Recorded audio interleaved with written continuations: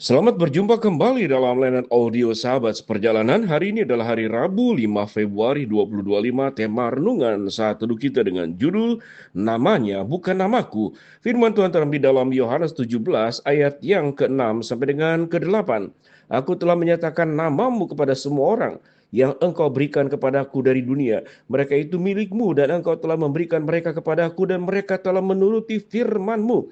Sekarang mereka tahu bahwa semua orang yang engkau berikan kepadaku itu berasal daripadamu. Sebab segala firman yang telah engkau sampaikan kepadaku telah kusampaikan kepada mereka. Dan mereka telah menerimanya. Mereka tahu benar-benar bahwa aku datang daripadamu dan mereka percaya bahwa engkaulah yang telah mengutus aku. Mari kita berdoa.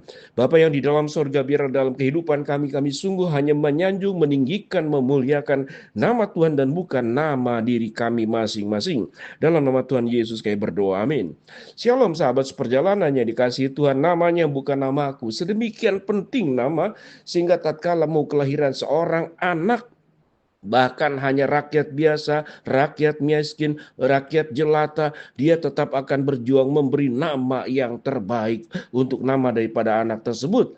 Nama adalah sebuah doa bagaimana masa depannya untuk menjadi anak yang luar biasa. Mungkin namanya untung supaya hidupnya penuh dengan keberuntungan, atau namanya selamat supaya hidupnya penuh dengan keselamatan, atau namanya Bagja supaya hidupnya bahagia di masa depan, atau namanya mungkin Paulus supaya hidupnya seperti Paulus. Semua nama adalah nama-nama yang baik dan nama-nama yang luar biasa.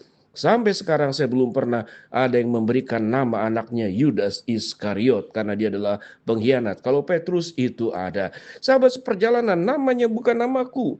Kalau kita melihat bahwa pribadi Kristus dan pribadi daripada Allah Bapa, pribadi Roh Kudus di dalam ketritunggalan, dalam kesatu hakikatan, sesungguhnya mereka adalah sejajar. Allah yang tiga pribadi menjadi satu.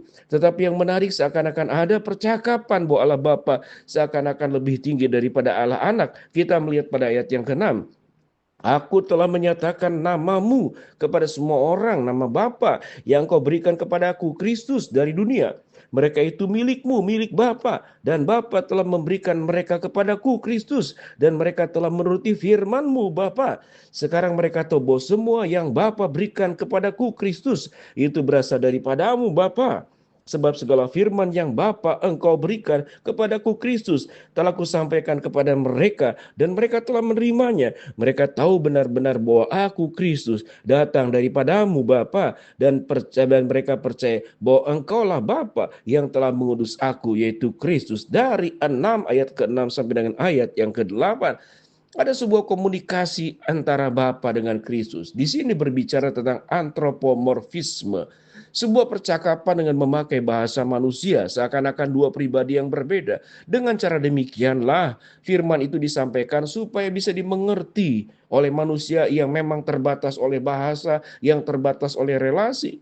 Bukan untuk membingungkan. Kok Tuhan orang percaya itu ada Bapa, ada Anak, lalu kemudian mereka berkomunikasi satu dengan yang lain seakan-akan dua pribadi. Memang dua pribadi berbeda, tapi dalam satu esensi, satu keberadaan Allah Tritunggal. Pada posisi ini, Kristus yang sebagai anak dan juga sebagai Allah itu sendiri menempatkan diri bahwa namamulah yang dipermuliakan. Aku sudah menyatakan namamu, aku sudah menyampaikan firman yang engkau sampaikan, dan semua yang aku bawa kepada mereka-mereka yang dibawa kepadamu juga adalah milikku. Sebuah percakapan yang luar biasa. Namun, pembelajaran yang kita ambil di sini, kalau Kristus adalah Allah sendiri, Kristus Sang Juru Selamat, Kristus adalah esensi daripada pribadi Allah Tritunggal, keberadaannya sehakikat sama setara, tapi menyampaikan segala sesuatunya untuk Bapa, kepada Bapa.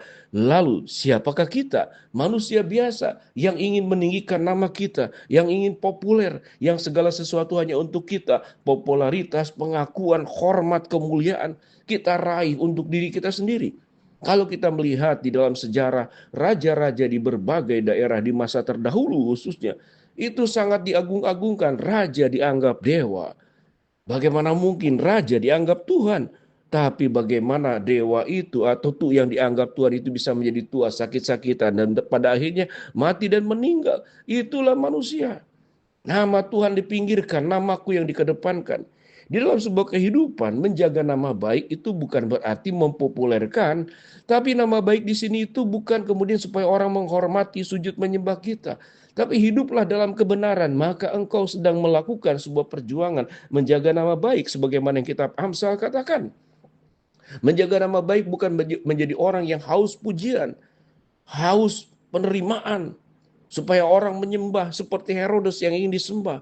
Seperti Tuhan, akhirnya dia ditampar malaikat dan matinya dimakan cacing-cacing.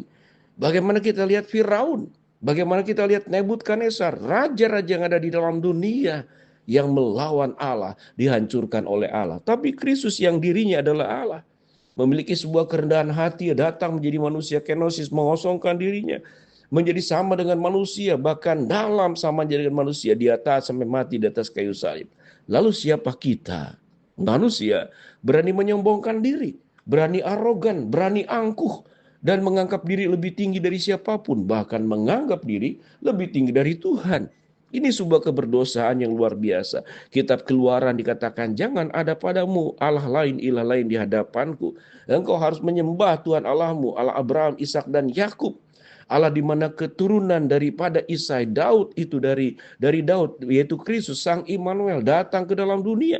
Siapakah kita, pendosa? Kalau ada orang kaya menitipkan rumah, menitipkan mobil, atau kemudian tukang parkir disebut orang kaya, itu dititipkan mobilnya sekian puluh, sekian ratus. Lalu apakah kita bisa mengatakan itu mobil saya karena kuncinya sudah dititipkan kepada saya? Memberikan kesempatan untuk dijaga setiap pemberian yang Allah berikan.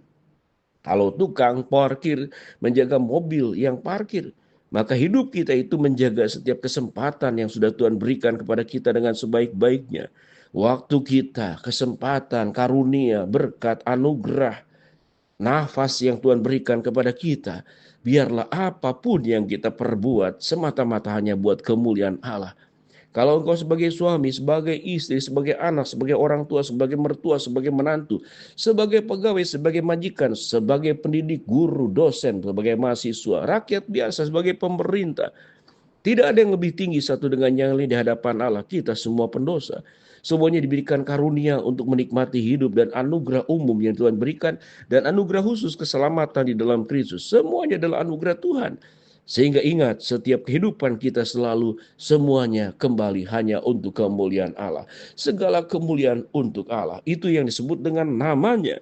Bukan namaku, meninggikan namanya. Bukan meninggikan namaku. Soli Deo Gloria. Segala kemuliaan hanya bagi Allah. Biarlah prinsip hidup ini menetap di dalam diri kita. Khususnya pada saat kita mengalami kesuksesan. Orang menyanjung karena kelebihan kita. Orang terpesona karena prestasi yang kita terima. Janganlah engkau mengambil hormat kemuliaan itu untuk dirimu sendiri, tetapi hanya untuk kemuliaan bagi Allah, hanya untuk namanya. Sikap rendah hati, sikap humble, sikap merasa diri memang sebagai pribadi yang tidak memiliki apa-apa, dan kita bukan siapa-siapa, kita hanya nafas hidup yang diberikan Allah, yang terbuat dari tanah, dihembuskan nafas hidup. Jadilah kita yang diciptakan menurut gambar dan rupa Allah. Namanya, bukan namaku. Mari kita berdoa.